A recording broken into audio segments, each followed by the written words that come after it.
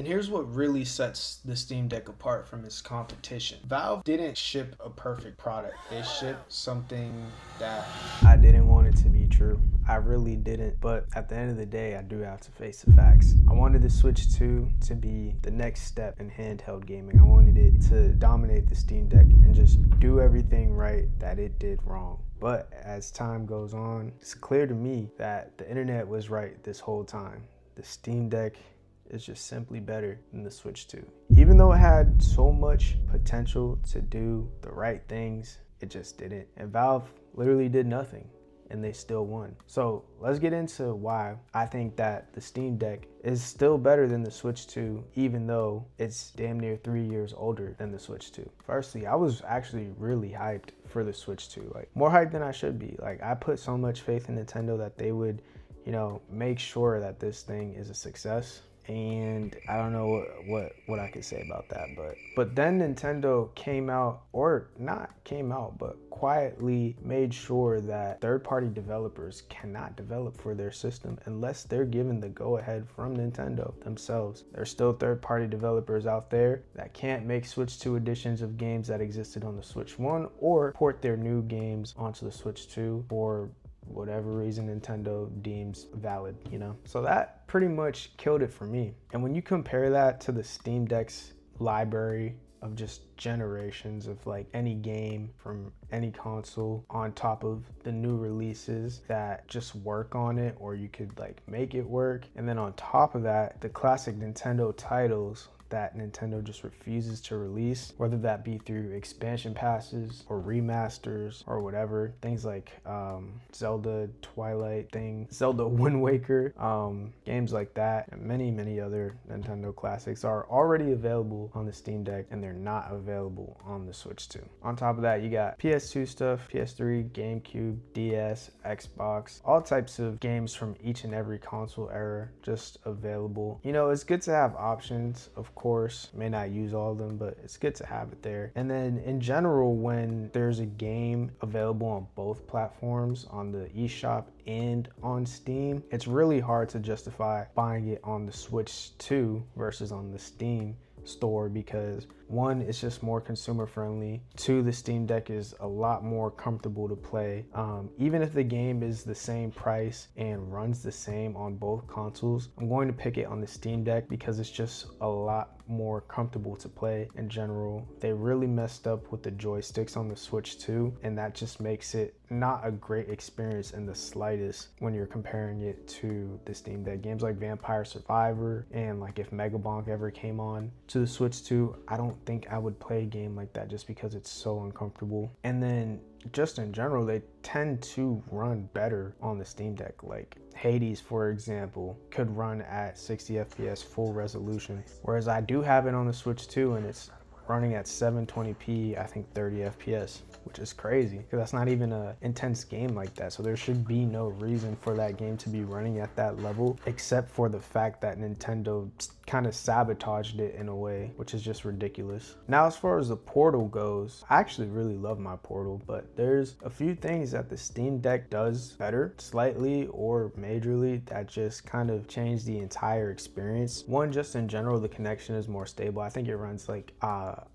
more updated modern Wi-Fi chip, so that just gives you a smoother gameplay experience and less stutters. Not that my Portal with my Wi-Fi stuttered much anyways. I just noticed that the connection speed and streaming quality is just overall better on the Steam Deck. It could be because it's streaming at a lower resolution, that could play a factor into it, but it is what it is. Got to call a spade a spade. And then there's also tabletop mode, which is super clutch for me because when I play my Switch 2, majority of the time when I play it, it's using the kickstand with a separate controller.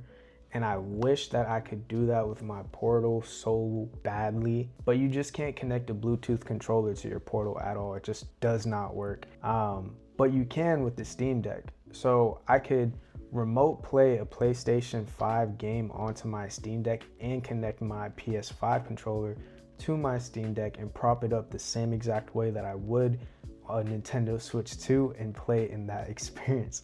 I know that's a really weird like way to explain it, but that is one of my favorite ways to play handheld. Just have that portability factor always there in the pick up and play when I need it. Just a more casual experience when I need that as well. Super clutch. Wish that the Portal was able to do that, but it just simply cannot. Another thing that it simply cannot do is just work with any set of headphones, like AirPods, for example. You can't connect your AirPods to the Portal unless you use some like ugly little $15-$30 adapter and put that on the back of your Portal and just keep it on there forever. I'm not really into that. If you want to go another route, you either have to use wired headphones or you have to use proprietary Sony headphones like the Pulse Explorers and the Pulse Elites, which are good headphones, but they are expensive and they are an unnecessary purchase. If you already spent like $250 on some AirPod Pros, it kind of sucks that you can't use that to game with your Portal. You'd have to spend another $200 or $150 to have wireless audio on that platform as well, which is just, I wish it wasn't like that, but that's just how it is. And on the Steam Deck, it's not like that. You could connect whatever pair of headphones you want. And Sony's reason for, you know, keeping it to like proprietary headphones is because they have like this like super sauce like connection method between the headphones and the Portal that other headphones don't have. So it makes the latency like 1-to-1. But what I found with the Steam Deck is like, yeah, you can notice the latency with the audio, especially in games with like gunshots or like dialogue or whatever, but it's not the biggest deal and you kind of get used to it after 15 minutes. So like, it would have been nice if they included that option, but they didn't.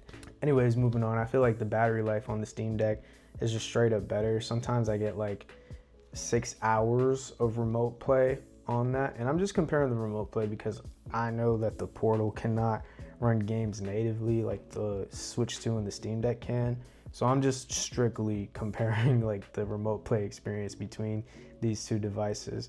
And I just find that I get more standby battery and I get more screen time on it in general, which is always nice because last thing I want to do is be charging my handheld when I want to use it. That's always nice that it's always ready to go when I am. Then there's all the little stuff that the Steam Deck can do in general, like night mode for late night gaming sessions, gaming timers so that you don't lose track of time while you're playing, and ways for you to just customize the system in ways that is just impossible either on the Switch 2 or on the Portal. The Portal is like slightly customizable with like the wallpaper and stuff on the PS5 home screen, like, so it kind of gets like half a point there. It looks so much more better than whatever Nintendo's got going on, but it's still pretty limited when you compare it to the Steam Deck. And here's what really sets the Steam Deck apart from its competition. Valve didn't ship a perfect product. They shipped something that was imperfect out the box, but the community could improve upon it if needed. See, they understood that they couldn't really think of everything and every possible end user and every use case scenario. So they just left it up to us and the people who like cared enough to actually take it upon themselves to improve it and fix it and make it better than it was 3 years ago and better than it was when it comes out of the box today. And that's why, even though this device is 3 years older than something like the Nintendo Switch 2, it still feels more fresh, and Valve built something that the community can just simply improve on if needed. They didn't think of everything, and that's okay because the community just kind of filled in the gaps for them. And that's why 3 years later that this device still feels way more modern than something that came out a year ago like the Switch 2. So yeah, I finally came around and I realized that maybe the Steam Deck actually is just as good as everybody's been hyping it up to be. It's still not perfect, and it's obviously not the newest device or the shiniest, but it's the one that is just the simple choice to just keep reaching for when you need a little 5-minute break with gaming. That's gonna be it for me for this video. If you enjoyed the content, please consider leaving a like and a comment. Let me know what you guys think down there, and subscribe if you enjoyed the video, and I will see y'all on the next one.